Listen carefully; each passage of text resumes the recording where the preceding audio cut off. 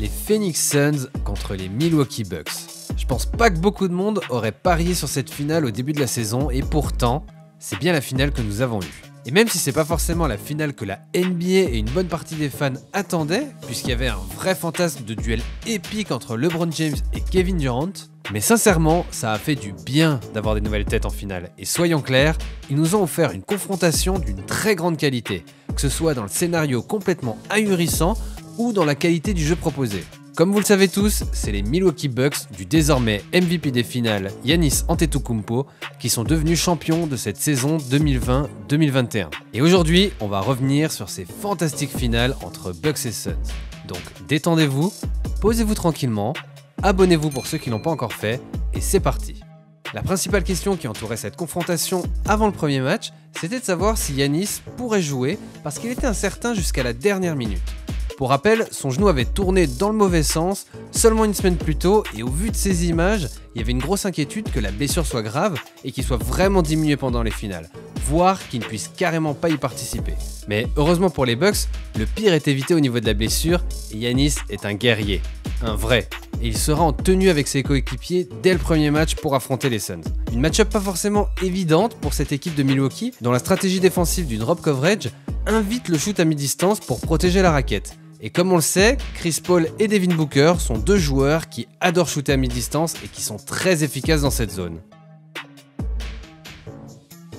Le coach des Bucks, Mike Budenholzer, a donc pris la décision de changer sa défense pour limiter ses shoots et de tenter de switcher sur tous les pick and roll. L'effet sera immédiat, mais il sera en faveur des Suns malheureusement. Booker et Paul vont énormément faire switcher la défense et chercher systématiquement Brook Lopez qu'ils vont martyriser en 1 contre 1. Le pauvre va prendre 25 points sur la tête à lui tout seul et terminer le match avec un plus-minus de -17. C'est le pire de l'équipe dans les deux statistiques. Le problème, c'est qu'il n'est pas capable de défendre en ISO sur des guards aussi doués et rapides.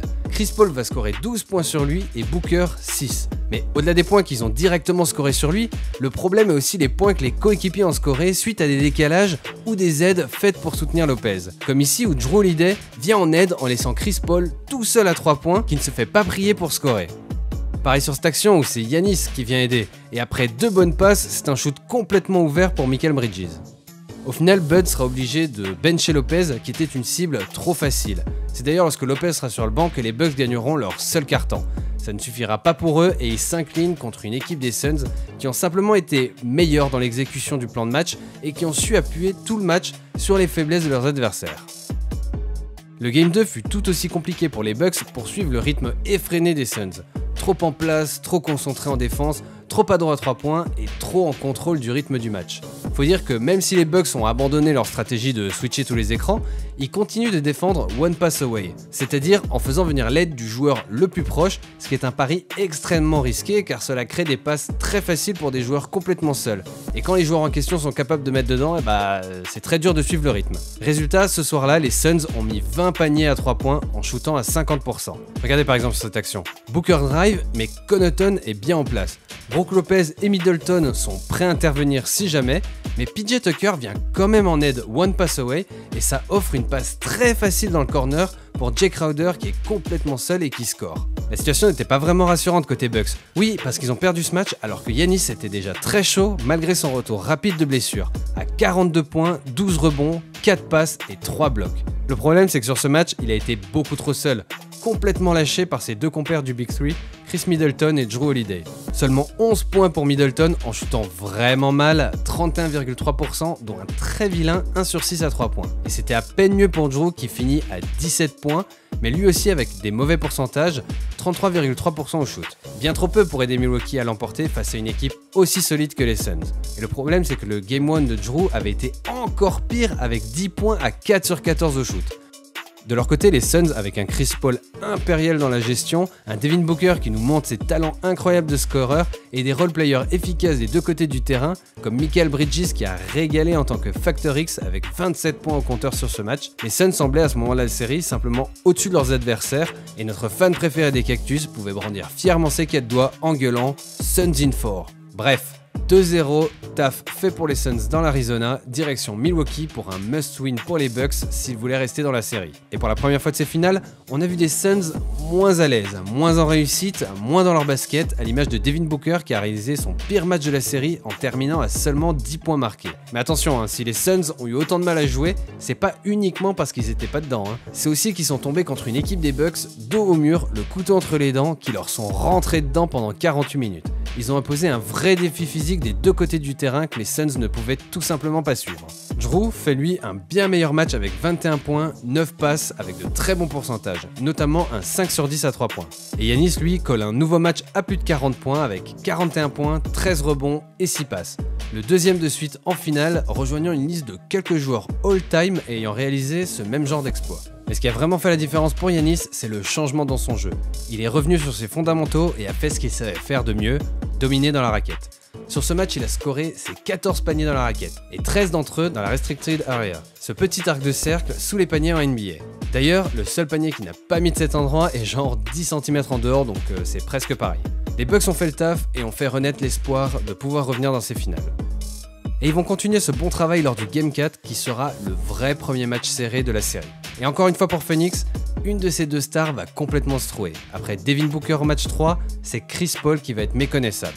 Seulement 10 points pour lui et 5 pertes de balles qui vont faire extrêmement mal à son équipe dans ce match serré.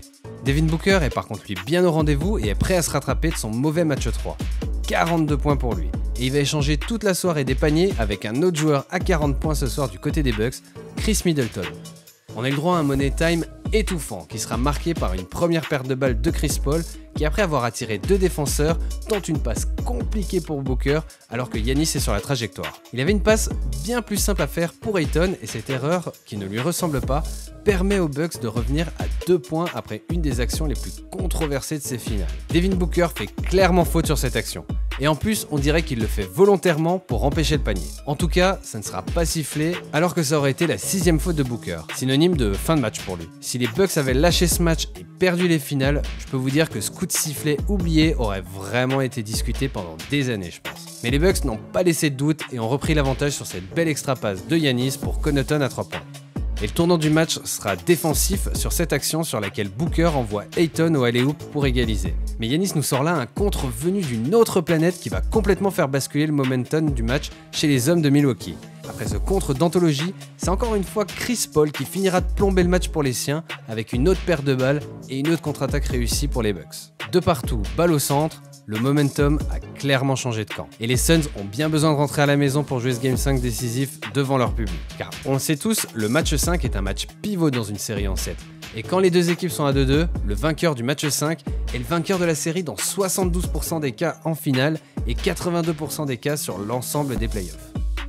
Et on a eu le droit à un match 5 complètement incroyable en fait. Sûrement le plus beau de la série, à mes yeux en tout cas, avec deux équipes qui ont été extrêmement bonnes, qui ont exécuté leur plan de jeu et qui nous ont encore offert une fin de match all-time. Phoenix le savait, ils étaient à domicile et il fallait casser le momentum des Bucks. Ils ont commencé le match les deux pieds sur la pédale d'accélérateur et ont été insolents d'adresse. Tout le monde mettait dedans. Ils ont fini le premier quart avec 16 points d'avance et en ayant shooté à 77,8% au shoot. Mais les Bucks ont tranquillement laissé passer l'orage avant de se mettre en route et de revenir dans le match. C'est d'ailleurs le collectif de Milwaukee qui a parlé dans ce match puisque la remontada des Bucks s'est faite lorsque Giannis était sur le banc. Et lorsqu'il est revenu sur le terrain, l'écart n'était plus que de 3 points. Et à partir de ce moment-là, le Big 3 des Bucks va vraiment assurer et se mettre en mode rouleau compresseur pour ne plus laisser les Suns repasser devant. Giannis a encore été très bon avec 32 points, 9 rebonds et 6 passes. Et ce soir-là, il a été parfaitement aidé par ses compères du Big 3. Middleton, toujours dans son jeu à mi-distance, à mettre des shoots de très haut niveau, comme ce panier incroyable dans le Money Time, où il score avec la faute sur un step back. D'ailleurs, il a scoré un step back à 3 points, toujours aussi difficile sur l'action suivante. Il finit la soirée à 29 points. Mais c'est surtout Jrue qui a permis de faire la bascule dans le match le plus important de la saison. Il a été très fort en attaque en plantant des shoots importants et pas forcément faciles, le genre de shoot qu'il avait plutôt tendance à rater depuis le début de la série, mais pas ce soir. Ce soir, Jrue met ses shoots à 3 points et il est également précieux sur son jeu à mi-distance, comme sur ce panier où il est très bien défendu, mais qui met quand même dedans. Et comme sur tous les autres matchs, Jrue a encore été une fois incroyable en défense et a réalisé des actions ultra clutch. Et notamment sur la fin de match, alors que la balle est dans les mains de Devin Booker et qu'il a une chance de faire repasser Phoenix devant Milwaukee. PJ Tucker fait un bon travail pour orienter Booker dans un entonnoir. Jrue observe calmement et attend sa chance. Booker arrête son dribble et commence un spin pour trouver une solution de passe. C'est l'occasion parfaite pour Jrue qui lui pique la balle sans faire faute et s'en va en contre-attaque pour une action qui restera dans la postérité. Alley-oop incroyable pour Giannis qui retombe dans une posture de super-héros, le regard noir du type qui a soif de victoire. Les Suns ne se relèveront pas de cette action et les Bucks arrachent une victoire tellement importante et impressionnante à l'extérieur dans ce match 5. Et c'est facile de dire ça maintenant qu'on connaît le résultat de la série, mais je pense vraiment que cette action, c'était le coup fatal dans la série. Le dagger dont Phoenix ne se remettra pas. Direction Milwaukee donc pour le match 6. Victoire obligée pour les Suns pour arracher un Game 7 et possibilité de devenir champion NBA devant leur public pour les Bucks. Et même si l'écart final n'est pas très élevé, les Bucks ont pourtant dominé ce match et n'ont laissé aucun doute sur le fait qu'ils étaient au-dessus et qu'ils n'allaient pas laisser passer l'occasion. De leur côté, les Suns étaient encore un peu courts et peut-être un petit peu submergés par l'événement. Devin Booker est complètement passé à côté de son match avec seulement 19 points et des faibles pourcentages. Et c'est difficile de lui en vouloir tant il a été extraordinaire pendant ses playoffs. On rappelle que c'était ses premières finales, mais aussi ses premières playoffs, et qu'elles furent juste énormes. Il finit cette campagne de playoffs avec un total de 601 points. C'est le plus haut total de l'histoire pour des premières playoffs. Il a aussi réussi à scorer 40 points ou plus dans 2 matchs de suite en finale, rejoignant du coup lui aussi, comme Giannis, le club très privé des joueurs ayant réalisé cet exploit. Booker est jeune, il a que 24 ans, la défaite va avoir du mal à passer, mais l'avenir est radieux pour lui et les Suns. Chris Paul, quant à lui, bien qu'ayant fait des stats correctes, n'a pas réussi à peser dans les moments clés du match, comme sur l'ensemble de la série finalement. Est-ce que c'est l'enjeu qui a paralysé Chris? Est-ce que c'est sa loose légendaire qui a frappé? Ou est-ce que c'est son âge de 36 ans qui a fini par le rattraper après une longue saison et une série très éprouvante physiquement, avec la défense très rude des Bucks sur lui? Quoi qu'il en soit, la déception est grande du côté du point god, qui a peut-être raté une de ses dernières chances de gagner une bague, malgré qu'il ne faut pas oublier cette campagne fantastique qu'il nous a proposée avant les finales. Côté Milwaukee, c'était simplement une masterclass de Monsieur Giannis Antetokounmpo. Une performance all-time tout simplement. Un fermage de bouche en règle à tous ses détracteurs, une exécution froide de ses adversaires. Tenez-vous bien, ses stats sur ce match, 50 points, 14 rebonds, 5 contres. Une perf de mammouth qui lui permet de rafler le premier titre de sa carrière, ainsi que son premier titre de MVP des finales. Il est seulement le 7e joueur de l'histoire à caler 50 points dans un match de finale, avec des gars comme Elgin Baylor, LeBron et Jordan. Tranquille quoi. Les Bucks l'ont fait. Ils ont gagné cette finale alors qu'ils étaient menés 2-0. C'est arrivé que 4 fois dans l'histoire de la NBA ça. Les Celtics en 69, les Blazers en 77, le Heat en 2006 et les Cavs en 2016. Les Bucks étaient en mission. Ils se sont cassés les dents en playoff les 3 dernières saisons. Des échecs très durs à avaler, mais des échecs dont ils ont appris et qui leur ont donné la rage d'aller au bout. Une équipe qui ne pratique pas forcément le plus beau des baskets, mais une équipe de soldats enragés qui ne lâchent jamais le morceau et qui impose un défi physique presque impossible à tenir pour de simples mortels. Une équipe qui a compris qu'elle n'avait pas besoin de se réinventer et de faire comme tout le monde en abusant du tir à 3 points. Non, Milwaukee c'est une équipe qui joue dur et qui a su s'appuyer un maximum sur ses forces. Regardez la différence sur l'ensemble de la finale entre les deux équipes sur ces 3 stats qui représentent le mieux pour moi le style de jeu des Bucks. Les points dans la raquette. Milwaukee a battu les Suns 294 à 248. Les points en deuxième chance suite à des rebonds offensifs. Milwaukee a dominé les Suns 91 à 54. Et les points en contre-attaque où Milwaukee a également dominé les Suns 97 à 56. Ils ont su trouver un équilibre savant entre la domination physique de Giannis, les shoots clutch de Middleton, la défense incroyable de Jrue et PJ Tucker, l'énergie de Bobby Portis et l'homme de l'ombre à tout faire, Pat Connaughton. C'est la fin de la saison, une nouvelle équipe est sur le toit de la NBA, un nouveau roi a été couronné. Vivement l'année prochaine que tout ça recommence. Et si la vidéo vous a plu, n'hésitez pas à la liker, à la commenter, à la partager et surtout à vous abonner à la chaîne, c'est la meilleure façon pour me soutenir et pour ne pas rater les prochaines vidéos. Sur ce, les chauffeurs de banc, je vous dis à la prochaine. Ciao.